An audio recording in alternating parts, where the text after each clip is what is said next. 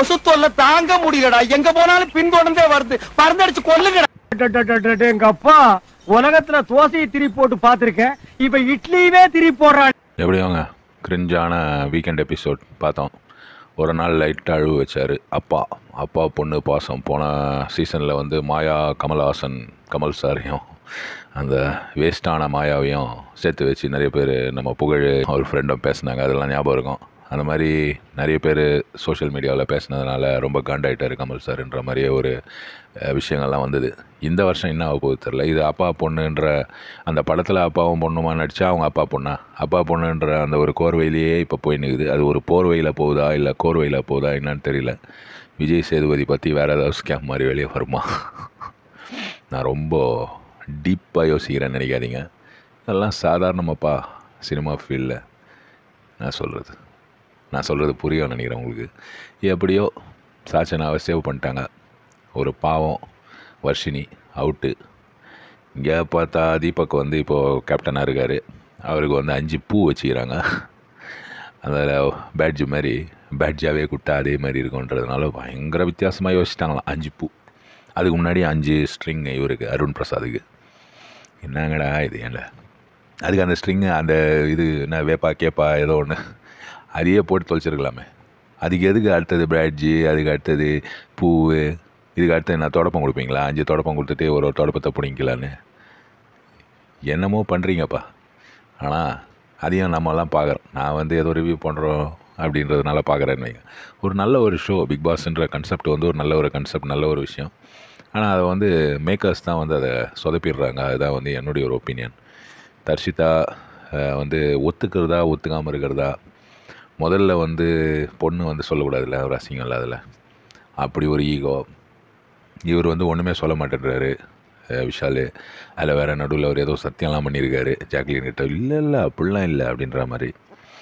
அதனால் அந்த விஷயம் வந்து அப்படி இழுத்து இல்லை ஓகே நோ ப்ராப்ளம் அப்படின்ட்டு கையெல்லாம் கொடுத்துட்டுலாம் போகிறாரு விஷால். எனக்கு புரியல, நீ என்ன சொல்கிறேன்னு எனக்கு புரியல, நீ என்ன பண்ணுறேன்னு எனக்கு தெரியல அப்படின்றாங்க தர்ஷிதா. என்னமோ ஒன்று ஒர்க் அவுட் பண்ணலான்னு நினைக்கிறீங்க. அது சாதாரணமாக ஒர்க் அவுட் பண்ணி சாதாரணமாக போக வேண்டியது தானே. இப்போ 2 பேருக்கும் வெளியில் கமிட்மெண்ட்டு அது மாதிரிலாம் இல்லை அப்படின்னா யாரும் வந்து அதை பற்றி தப்பாலாம் சொல்ல போகிறதில்ல. இது ஒரு நல்ல விஷயம். விஜய் சேதுபதியாக தானே சொன்னார், காதல்ன்றது ஒரு நல்ல விஷயம், அது வந்து எப்போ வேணால் வரலாம்ல, அது வர்றதுன்றது அவ்வளோ ஒரு மோசமான இது கிடையாதுன்ற மாதிரி அவர் சொன்னார். ஆனால் இவங்க வந்து அதை அந்த மேல் ஃபீமேல் ஈகோ இவர் இல்லை. ஆனால் முதல்ல ப்ரப்போஸ் பண்ணதெல்லாம் இவர் கிடையாது. முதல்ல வந்து இந்த மேட்டரை தோண்டி விட்டதே இவர் கிடையாது. இதை தோண்டி விட்டது எல்லாமே தர்ஷிதா தான்.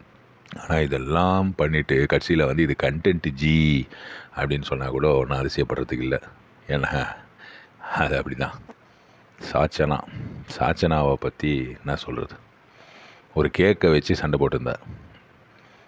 எந்தோம் முத்து அண்ணன் தான் பங்கு, இதை வந்து யார் சாப்பிட்டாங்க வேன் கத்திங்கல்ல. அதுக்கப்புறம் பார்த்தா முத்து கூட உட்காந்து சாப்பிடும்போது இது வந்து என்னுடைய 3வது பங்கு. என்ன பங்கு இது, மாட்டிக்கிட்டே பங்கு. அதுதான் எனக்கு ஞாபகம் வந்தது அதை பார்க்கும்போது.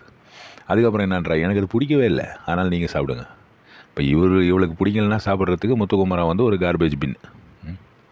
என்ன ஜென்மம் அது, என்ன ஒரு பொண்ணு. இதுக்கு வேறு சப்போர்ட்டர்ஸான். என்ன அவள் அப்படியே நடிச்சு கிழிச்சிட்டா. என்ன பண்ணா அந்த டைமில் அந்த டைரக்டர், அந்த காஸ்டிங் டைரக்டர் அவங்க வந்து பார்த்து அவங்க அந்த படத்தில் எடுத்தாங்க, அவ்வளோதான். இவங்களுடைய பிஆர் ஒர்க். இவங்க அப்பாவோ அம்மாவோ யார் வந்து இவளுக்கு பிஆர் பண்ணுறாங்களோ, யார் வந்து இவ்வளோ சினிமாவுக்கு கூட்டின்னு வந்தாங்களோ அவங்களுடைய talent. Right time right place தான் மோஸ்ட் ஆஃப் இந்த ஃபிலிமில் இருக்கிறவங்க ஆக்டர்ஸ். இந்த மாதிரி ஆக்டர்ஸ் எல்லாம் வந்து ரைட் டைம் ரைட் பிளேஸ் தான். ஒரு பெரிய ஸ்டார் விஜய் சேதுபதி மாதிரி ஆள் தான் வந்து டேலண்ட்டு.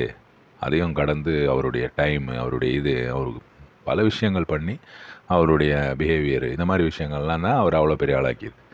இதெல்லாம் வந்து ரொம்ப தூரம் போகுமான்னு எனக்கு தெரில.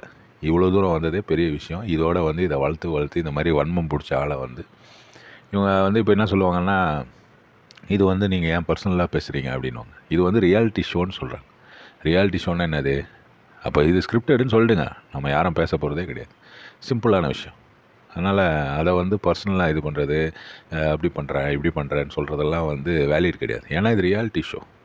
நீ ரியல் யூவை காட்டுற அப்படின்னு தானே பேசுகிறீங்க. அப்போ ரியல் யூ ஒழுங்காக காட்டுங்க.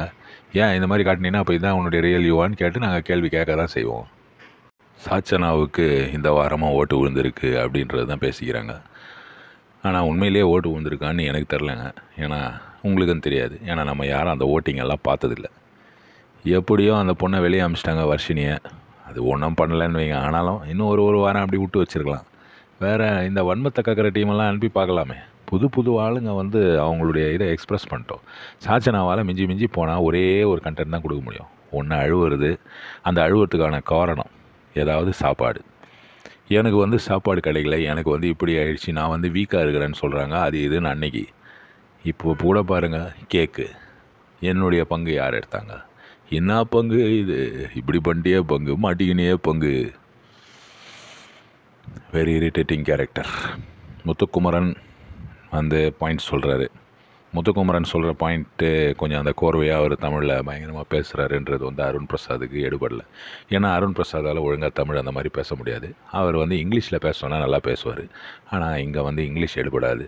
ஏன்னா இது பிக் பாஸ் ஷோ. பிக் பாஸுடைய ஆடிஷன் போகும்போது வேணால் இங்கிலீஷில் பேசிக்கலாம். இங்கே வந்து இங்கிலீஷெல்லாம் ஆகாதுப்பா, நீ தமிழில் தான் பேசணும் அப்படின்வாங்க. அதனால் ஒன்றும் ஹோப் இல்லை. ஒரு டப்புக்கு டப்புக்கு டப்பான்ற அந்த ஒரு வார்த்தையை பிடிச்சின்னு டப்பா அடிக்கிறான் முத்துக்குமரன் டப்பா அடிக்கிறான்ற அதே ஒரு விஷயத்த சொல்லின்னு மார்க் பண்ணாதீங்க அப்படின்னா அவர் ரொம்ப காண்டாகிறார். பார்த்தீங்களா? அந்த வார்த்தையை வந்து மார்க் அப்படின்ற வார்த்தையை எனக்கு முன்னாடி யூஸ் பண்ணிங்கன்னா நான் ரொம்ப எனக்கு வந்து மென்டல் பிளாக் வந்துடும் அப்படின்ற மாதிரி பேசுகிறவர் அவர். ஆனால் இப்போ அவர் மார்க் தான் பண்ணின்னு இருக்கார். முத்துக்குமரனை எங்கெங்கே சான்ஸ் கிடைக்குமோ அங்கெல்லாம் டப்புக்கு டப்பா என்னமோ ஒரு பண்ணுறாருங்க அவர் தான் வந்து அந்த அம்மாவுக்கு ஹெல்ப் பண்ணி போன வருஷம் சீசனில் அந்த அம்மா ஜெயிச்சாங்கன்ற மாதிரி ஒரு டாக் இருக்குது.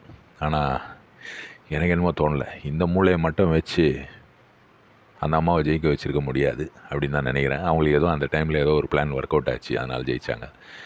இந்த தடவை இவர் வந்து ஃபைனல் வரைக்கும்லாம் போவாரான்னு எனக்கு தெரியல. ஒருவேளை ஃபைனலில் போனாலும் செகண்டோ தேர்டோ தான், இல்லைன்னா 4th 5th தான் இவருக்கு. சத்யா அதே மாதிரி ரொம்ப சைலண்ட்டாக இருக்கார் அப்படின்றாரு வீக்கெண்ட் எபிசோடில். ஜாக்லின் இன்றைக்கி இந்த வாரம் ஒன்றும் அவ்வளோ இது இல்லை, ஆனாலும் ஏதோ பேசுனாங்க வீக்கெண்டில் வந்து. அவங்க ஸ்டைல் தான் தெரியுமே, அவங்களுக்கு தான் மூளை, அவங்க தான் அறிவாளி. இப்போ திங்கக்கிழமை வந்து நிறைய விஷயங்கள் பண்ணி வச்சுருக்காங்க அங்கே, அதெல்லாம் வந்து எபிசோடில் பார்க்கலாம். அதாவது யார் வந்து இவங்களை வந்து ஒரே வார்த்தையில் இது பண்ணுங்க, சூப்பராக இருந்தது அது. ராணுவ வந்து சூப்பராக ஸ்கோர் பண்ணான். அதில் எல்லாரையும் வந்து ஒரே ஒரு வார்த்தையில் எக்ஸ்பிளைன் பண்ணோம் அப்படின்றத வந்து ராணுவ வந்து ஒரே ஒரு வார்த்தை சாச்சனாவை பற்றி சங்கு சக்கரமோ என்னமோ சொன்னான் ராணுவ. கரெக்டு தானே? ஆனால் சங்கு சக்கரம் பார்க்கும்போது சந்தோஷமாக இருக்கும், இதை மூஞ்ச பார்த்தாலே வெறுப்பாக இருக்குதுப்பா ராணுவ. என்ன சொல்கிறது, அந்த பிரைட்னஸ் இல்லாத சங்கு சக்கரம் புஷ்ஷுன்னு சும்மானா சுத்தம், வெறும் ஏதாவது ஒரு இரிட்டேட்டிங் சவுண்டோடு சுத்தம். அந்த பிரைட்னஸ் தான் அதனுடைய அழகு, சக்கரத்துடைய அழகு பிரைட்னஸ் தான். அந்த பிரைட்னஸ் இதுக்கிட்ட இல்லை.